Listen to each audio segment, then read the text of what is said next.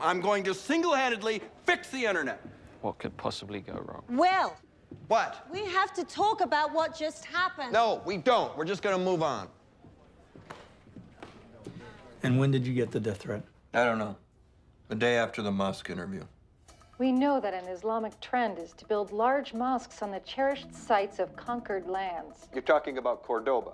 That's exactly right. When Muslims conquered Cordoba, Spain, they tore down churches and synagogues and put mosques in their place. Ms. Greer, Muslims conquered Cordoba in the year 712. Do you think we can call something that last happened in the 8th century a trend? She'll say, why does it have to be at ground zero?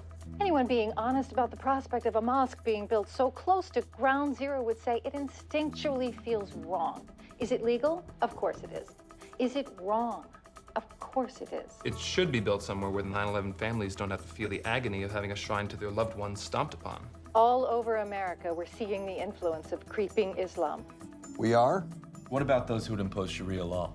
Women can be stoned to death for committing adultery. No, they can't. Actual laws are the only laws that are enforceable, including the one that says you can't create religious laws.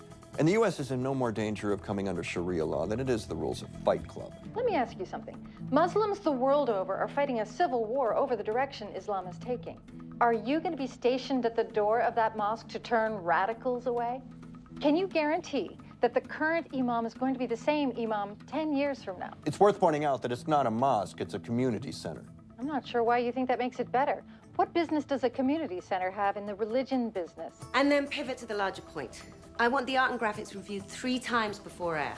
Ms. Greer, you mentioned creeping Islam. Are you concerned about creeping Christianity? Only that it's not creeping fast enough. Okay. Here are some things done on American soil in the name of Christianity. The Ku Klux Klan burned down black churches, raped women, murdered civil rights workers, murdered children, and terrorized communities for over a century.